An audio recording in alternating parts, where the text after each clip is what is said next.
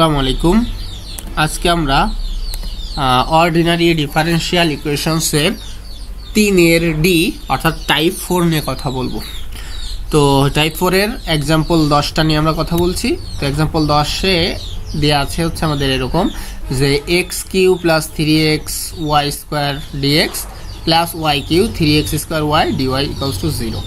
তো এই ম্যাথগুলোর ক্ষেত্রে আমাদের মনে রাখতে হবে সেটা হচ্ছে এই যে অংশটা থাকবে অর্থাৎ dx এর সাথে যে অংশটা থাকবে এটাকে আমরা m ধরে নেব এবং dy এর সাথে যে অংশটা থাকবে এই অংশটাকে আমরা সব সময় n ধরে নেব। ওকে, তাহলে আমরা m সমান এই অংশটা ধরলাম। এরপর আমাদের যে কাজটা করতে হবে সেটা হচ্ছে এই অংশটাকে আমাদের অন্তরীকরণ করে ফেলতে হবে। তো আমরা যদি অন্তরীকরণ করি কার সাপেক্ষে করতে হবে? অবশ্যই m কে y এর সাপেক্ষে অন্তরীকরণ করতে হবে, এতটুকু আমাদের মাথায় রাখবো আমরা। তাহলে আমরা যদি অন্তরীকরণ করি তাহলে এক্স কিউকে অন্তরীকরণ করলে কি আসবে আমাদের? যেহেতু y এর সাপেক্ষে করব সেহেতু এটা 0 হয়ে যাবে। আর প্লাস 3x, এটা হচ্ছে কনস্ট্যান্ট, 3xটা কনস্ট্যান্ট, তাহলে এই 3x থাকবে। আর y স্কোয়ারকে যদি আমরা y এর সাপেক্ষে অন্তরীকরণ করি তাহলে হবে 2y, তাহলে ইন্টু 2y। এই যে 3x ইন্টু 2y এটা করলে আসে আমাদের 3 দুগুণে 6xy। ওকে, এরপর আমাদের দ্বিতীয় অংশ অর্থাৎ y cube plus 3x square y এটা সমান আমরা n ধরবো। তো এটা সমান আমরা n ধরলাম এবং এটাকেও আমরা অন্তরীকরণ করব, কিন্তু আগেরবার আমরা y এর সাপেক্ষে করেছি, কিন্তু n কে করতে হবে আমাদের x এর সাপেক্ষে।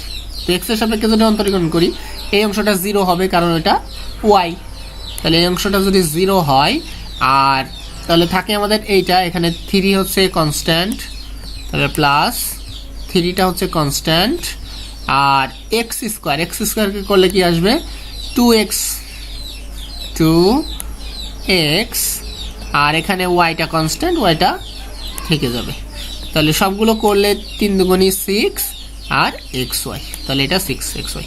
তো আমরা এটা করার পর দেখতে পাচ্ছি যে এই যে 6xy এবং 6xy অর্থাৎ del M of del Y এবং del N of del X দুটোর মানে কিন্তু সমান। যদি দুটোর মান সমান আসে অর্থাৎ del m by del N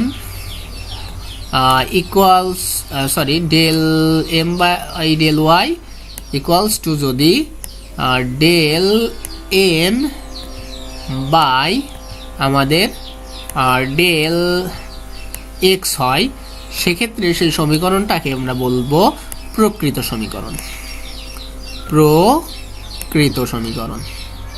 সমীকরণটাকে আমরা বলবো প্রকৃত সমীকরণ। ওকে, তো এটাকে আমরা প্রকৃত সমীকরণ লিখে দিলাম। এখন যদি সমীকরণটি প্রকৃত হয় সেক্ষেত্রে আমাদের সমাধানের নিয়ম হচ্ছে এই সূত্রটা আমাদের মাথায় রাখতে হবে, integration y constant m dx plus n x phi dy equals to c। এখন এই সমীকরণে জাস্ট আমরা মানগুলো বসাই দেবো। তাহলে আমরা যদি মান বসাই m dx এর জায়গায় যে m যেটাকে ধরা ছিল সেটার মান বসালাম আর n x phi বলতে যেখানে x এর মান আছে n এ সেই x এর মানটা আমাদের বাদ চলে যাবে। তাহলে x এর মান আছে এখানে, এই মানটা বাদ দিয়ে সাথে থাকে শুধু y কিউ, এই y কিউটা বসালাম আর এখানে dy ইকুয়ালস টু c। ওকে, এখন জাস্ট আমরা এটাকে অন্তরীকরণ করে ফেলবো y কনস্ট্যান্ট ধরে। তো এটাকে যদি আমরা অন্তরীকরণ করি তাহলে x কিউকে অন্তরীকরণ করলে x টু দি পাওয়ার 4/4 কিভাবে? কারণ আমরা জানি integration of x to the power n এটা সূত্র হচ্ছে আমাদের কি x to the power n plus 1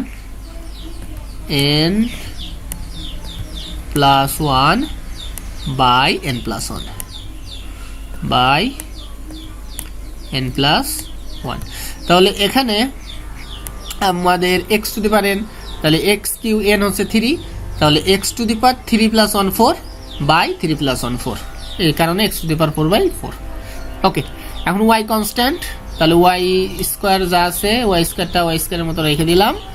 R x কে যদি আমরা করি তাহলে কিছু নেই মানে 1 আছে, তাহলে এই সূত্রে বসাই দিলে কি হবে? x স্কোয়ার বাই নিচে n প্লাস 1 এর জন্য বাই 2 আর এখানে 3 তো কনস্ট্যান্ট থেকে গেল।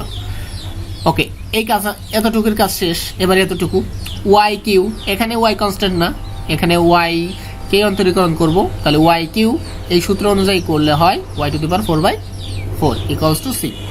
এখন আমাদের মোটামুটি কাজ শেষ। এখন আমরা যে কাজটা করবো এটাকে লসাগু করে দেবো। তো আমরা এটাকে লসাগু করলাম, যে লসাগু 4 আসলো, 4 বাদ গেল x⁴, 4/2 করলে 2, 3 দুগুণে 6, এখান থেকে x² y² প্লাস এখান থেকে 4 চলে গেল y⁴ ইকুয়ালস টু সি। এখন এই যে 4 এই পাশে কি আছে, এটা ভাগ আকারে আছে, এই পাশে গেলে গুণ হয়ে যাবে। তো আমরা সেটা করে দিলাম, x⁴ plus 6x² y² plus y⁴ equals to 4c। এখন যেহেতু এটা কনস্ট্যান্ট, এটাকে আমরা আরেকটা নাম দিয়ে দিলাম, যে এই জায়গায় 4c জায়গায় আমরা c প্রাইম দিয়ে দিলাম। এটাই হচ্ছে আমাদের নির্ণেয় সমাধান। So thank you very much for watching the video. দেখা হবে পরবর্তী কোনো ভিডিও।